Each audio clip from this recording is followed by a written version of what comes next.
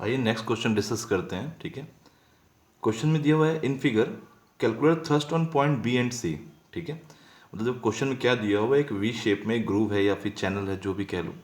ठीक है, उसमें इसमें एक स्फीयर रखा हुआ है। ठीक है, जिसका वेट डब्ल्यू दिया हुआ है क्वेश्चन में, और वो बेसिकली पॉइंट बी और पॉइंट सी पे बीटा स्लोप की वॉल पे और अल्फा स्लोप के वॉल पे या फिर कह लो बेसिकली एक सपोर्ट पे टच कर रहा है। ओके, तो आपसे पूछ रहा है पॉइंट बी और पॉइंट सी पे जो रिएक्शन आएगा, ठीक है, उनकी वैल्यू फाइंड आउट करो। ओके, ठीक है, तो क्वेश्चन तो बहुत ही मतलब छोटा ही है। ठीक है, बट इसमें थोड़ा सा लॉजिक्स है, उन लॉजिक्स को समझ लीजिए आप लोग पहले। ठीक है भाई, सिंपल सी बात है, ये जो स्पेयर है डब्ल्यू वेट का, ठीक है, कहीं ना कहीं अगर ये सपोर्ट्स जो इंक्लाइंड सपोर्ट्स हैं, ठीक है, अल्फा और बीटा पे जो दो सपोर्ट्स इसको रोके हुए हैं या फिर इसको रेस्ट पे बनाए हुए हैं, अगर ये सपोर्ट्स ना हो तो इसकी टेंडेंसी क्या होगी, डाउनवर्ड मूव करने की, सीधे पॉइंट ए को टच करने की। बट ठीक है, सपोर्ट्स आ गया है तो कहीं ना कहीं डब्ल्यू वेट के कारण जो डाउनवर्ड मोशन क्रिएट हो रहा है उसे ये रोका जा रहा है। अब जब भाई डब्ल्यू वेट के कारण ये जो स्फेयर है, जो इसकी टेंडेंसी थी डाउनवर्ड मूव करने की, वो कहीं ना कहीं एक रिएक्शन क्रिएट करेगी इन दोनों स्लोप सपोर्ट पे, जो इंक्लाइंड सपोर्ट हैं, इन दोनों पे एक रिएक्शन क्रिएट करेगी। उसी के रिजल्टेंट या फिर न्यूटन का जो थर्ड लॉ होता है, एक रिएक्शन मिलेगा point B and point C पे। ठीक है, अच्छा एक चीज़ बताओ, जो रिएक्शन मिलेगा वो इन जो रिएक्शन हम आर बी और आर सी, देखो यहाँ पे हम ड्रॉ कर दिए हैं एक से बेसिक एंगल निकालने के लिए मैंने ये ड्रॉ किया है अलग से, ताकि आपको एंगल मेन, देखो एंगल का ही खेल है मेन इस क्वेश्चन में। ठीक है, अगर एंगल समझ में आ जा रहा है तो क्वेश्चन में कुछ नहीं बचेगा। ओके, तो हम ये कह रहे हैं कि सपोज दैट जो रिएक्शन मिलेंगे बी एंड सी पे, ठीक है, आर सी पे, सी पॉइंट पे आर सी मिल रहा है और बी पॉइंट पे आर बी मिल रहा है। ठीक है, एक चीज़ बताओ, आर सी और आर बी कहीं ना कहीं इस सरफेस पे अपनी अपनी सरफेस पे परपेंडिकुलर होंगे। मैं कह रहा हूँ जो सी पॉइंट पर रिएक्शन मिल रहा है आर सी, वो कहीं ना कहीं इस इंक्लाइंड सरफेस परपेंडिकुलर होगा। भाई सिंपल सी बात है, यही तो रूल होता था कि कोई मतलब बेसिकली फ्लैट सरफेस कभी भी अपने परपेंडिकुलर ही एक किसी भी ऑब्जेक्ट पे, कोई फ्लैट सरफेस पे बेसिक कोई ऑब्जेक्ट रेस्ट किया हुआ है तो उस पर जो रिएक्शन लगेगा फ्लैट सरफेस के परपेंडिकुलर लगेगा ऑलवेज। ठीक है, तो कहीं ना कहीं ये इसके परपेंडिकुलर होगा। हमने क्या किया, इस आर सी सपोर्ट को पीछे एक्सटेंड किया कहीं ना कहीं, और हमको ये एंगल अल्फा मालूम है, ये 90 डिग्री है, तो ये कितना हो जाएगा, 90 माइनस अल्फा हो जाएगा। तो कहीं ना कहीं ये एंगल क्या हो जाएगा, अल्फा। तो भाई वर्टिकल से आर सी का इंक्लिनेशन क्या आ रहा है, अल्फा। और सेम ऐसे ही देखो, बीटा अगर 90 डिग्री पे होगा तो ये एंगल बीटा है, 90 है तो 90 माइनस बीटा, तो वर्टिकल से जो इंक्लिनेशन क्या हो जाएगा, बीटा।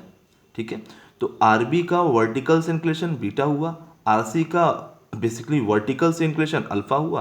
अच्छा, हम एक काम और करेंगे, हम यहाँ पे इजी करने को एक फॉर्मूला डेवलप करेंगे, उसको कहते नहीं मेमोराइज करने के लिए बनाएंगे।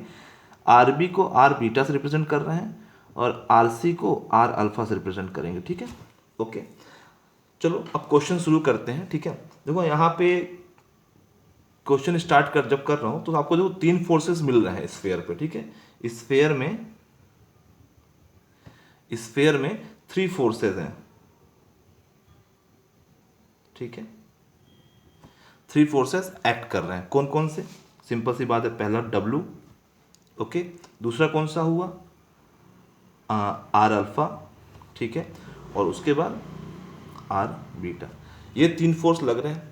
अच्छा इसे बताओ, ये तीनों फोर्स एक बॉडी पे लगे हुए हैं। ठीक है, अच्छा एक प्लेन में होंगे, भाई सिंपल सी बात है, एक प्लेन में ही होंगे। ये देखो, ये भी एक डब्ल्यू भी एक पॉइंट पे लगेगा, बी भी एक पॉइंट पे लगेगा, सी भी एक पॉइंट पे लगेगा। चलो मान लो प्लेन पे भी कुछ मत सोचो। ठीक है, तीन फोर्सेस लग रहे हैं। अच्छा ये स्फेयर इक्विलिब्रियम पे होगा, इससे एग्री कर रहे हो।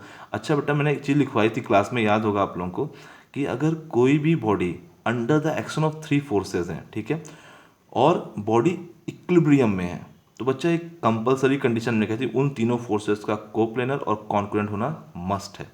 अगर नहीं है वो तीनों फोर्स कोप्लेनर एंड कॉन्कुरेंट, तो बच्चा बॉडी भी इक्विलिब्रियम में नहीं हो सकती। ठीक है, तो भाई सिंपल सी बात है, उसी लॉजिक का हम यहाँ यूज़ करेंगे और इन तीनों फोर्सेस को कोप्लेनर एंड कॉन्कुरेंट डिक्लेयर करेंगे। और जहाँ आपने कॉन्कुरेंट कह दिया तो सिंपल सी बात है, आर बी आर सी को सेंटर से पास होना पड़ेगा, और डब्ल्यू तो नॉर्मली सेंटर ऑफ ग्रेविटी पे, स्फीयर का सेंटर ऑफ ग्रेविटी उसका सेंटर ही होता है। ठीक है, स्फीयर का centre he centre of gravity होगा स्फीयर के लिए। तो वैसे डब्ल्यू, आर आर अल्फा और आर बीटा तीनों को एक ही पॉइंट से पास होना होगा, क्योंकि डब्ल्यू तो सेंटर से ही पास होगा, तो आर बी आर सी को ही सेंटर को भी आर बी और आर सी कह लो या आर अल्फा आर बीटा कह लो, इन दोनों को भी सेंटर से पास होना पड़ेगा। ठीक है, इतना समझ में आ रहा है क्वेश्चन में? तो चलो, और क्वेश्चन में कुछ नहीं बचा बच्चा, मेन चीज़ था यही थ्योरी जो मैंने एक्सप्लेन कर दी। ठीक है, आपने डब्ल्यू दिखा दिया, ठीक है, वर्टिकली डाउनवर्ड। ठीक है, आर अल्फा दिखा दो इधर वर्टिकल से अल्फा एंगल पे, वर्टिकल से आर सी कह लो या आर अल्फा क्या एंगल, आर सी या अल्फा कितने वर्टिकल इंगलेशन है, अल्फा। सेम ऐसे देखो, ये आर अल्फा था, ठीक है, ये आर अल्फा है, यहाँ पे आर बीटा लिख रहा हूँ। ठीक है, तो W R alpha R beta 3 force हो गए। आर बीटा का इंक्लिनेशन वर्टिकल्स कितना निकाले थे, बीटा निकाले थे। ठीक है, एक चीज़ बताओ, ये क्या हो जाएगा, पाई माइनस अल्फा होगा, ये पाई माइनस अल्फा हुआ, ये क्या हुआ, पाई माइनस बीटा। ठीक है, और ये पूरा एंगल क्या होगा, अल्फा प्लस बीटा। ठीक है, तो देखो मैं लामीज थ्योरम लगा दे रहा हूं, लामीज थ्योरम। तो आर अल्फा क्या हो जाएगा, sine pi minus beta, R beta क्या हो जाएगा, साइन पाई। क्या कर रहा हूं, तो आर अल्फा लिया आपने अगर लामीज में, तो अदर टू फोर्सेस के बीच का एंगल वो नीचे लिख दो साइन के साथ। ठीक है, आर बीटा लिया तो other two force R alpha W हुए, उनके बीच का एंगल लिख दिया। ठीक है, और तीसरे में डब्ल्यू फोर्स ले रहा हो तो अदर आर अल्फा और आर बीटा के बीच का angle sine alpha plus beta. ठीक है, तो यहाँ से आपका क्या आ गया answer, sign pi minus beta क्या होता है, sign beta.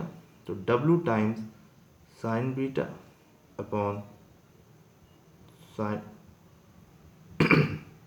Sine alpha plus beta, और आर बीटा क्या हो जाएगा, W sine alpha upon sine.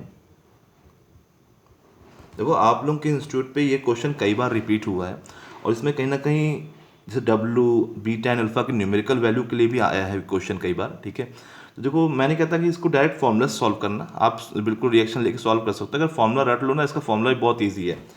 ठीक है, सिंपल सी बात है, आप क्या करना, आर एक फॉर्मूला बना रहा हूँ, R theta equal to W sine theta upon, ठीक है,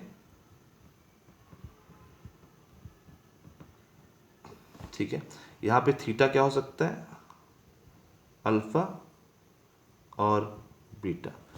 ठीक है, देखो अब ये फॉर्मूला रटना कैसे, अगर यहाँ पे तुम आर अल्फा निकाल रहे हो, ठीक है, तो थीटा प्राइम कर देते हैं बेसिकली। ठीक है, और थीटा प्राइम मतलब थीटा का जस्ट अपोजिट। ठीक है, आर अल्फा ले रहे हो, डब्ल्यू साइन अल्फा का डब्ल्यू साइन बीटा कर देना, मतलब थीटा प्राइम लगाया मतलब थीटा का अपोजिट, मतलब दूसरा जो होगा। अगर आप अल्फा निकालना है तो यहाँ बीटा रखना, और अगर यहाँ बीटा निकालना है तो यहाँ अल्फा रखना। देखो हम आर अल्फा निकाल रहे हैं तो यह क्या रखा था, यहाँ पे बीटा, नीचे सब कुछ सेम रहेगा। ठीक है, और अगर यहाँ पे बीटा निकाल रहे हो तो क्या रखना, अल्फा। ओके, तो रट के आप रट सकते हो, बट ठीक है अगर नहीं रटना चाहते तो मतलब नॉर्मल डायरेक्ट हर क्वेश्चन को ऐसे ही करना, क्योंकि 5 नंबर क्वेश्चन अगर बाय द वे आया ही ना, तो फॉर्मूला बेसिस पे अगर पता नहीं शायद नंबर कट भी सकते हैं कि भाई आपने डायरेक्ट कैसे यूज़ किया, बट कोई काटेगा नहीं, क्योंकि लॉजिकली आपको अगर फॉर्मूला सही याद है तो आप यूज़ कर सकते हो। ठीक है, बट अगर आप लामीज लगा करना चाहते हो, मच बेटर वे है, उसमें कोई नुकसान नहीं है आपका। ठीक है, ओके, गुड लक।